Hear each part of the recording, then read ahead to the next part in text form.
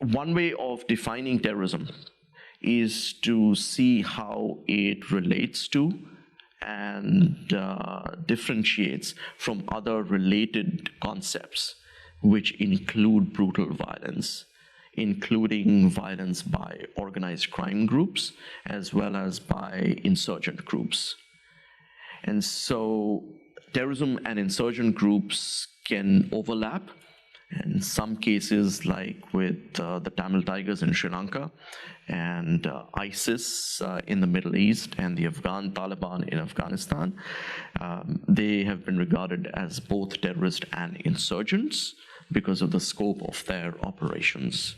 Other groups, like, for instance, the Maoist insurgent groups that operated in Nepal, were regarded as primarily insurgent rather than terrorists. And so this gets us to think about what insurgency is, what is an insurgent group.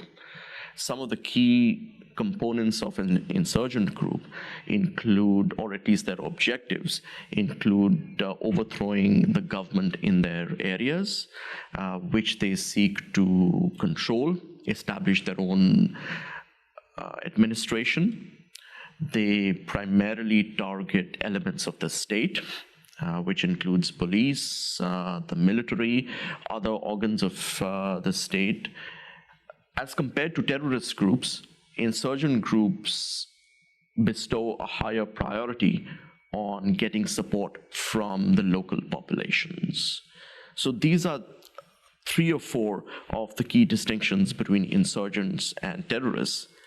But having said that, there is no clear firewall between them in a number of cases, which is why a number of groups are considered as both terrorists and insurgents.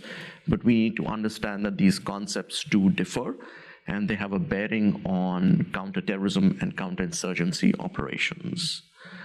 You can also think about terrorism in context of violence by organized crime groups. So even though the violence carried out by both terrorists and criminal actors might be incredibly brutal, but the key distinction is, what is the objective? For terrorist groups, the objective is political. It's based on an extremist ideology. For criminal actors, the objective is economic profit, illicit economic profit. And so the violence is in pursuit of protecting their avenues of generating illicit profits.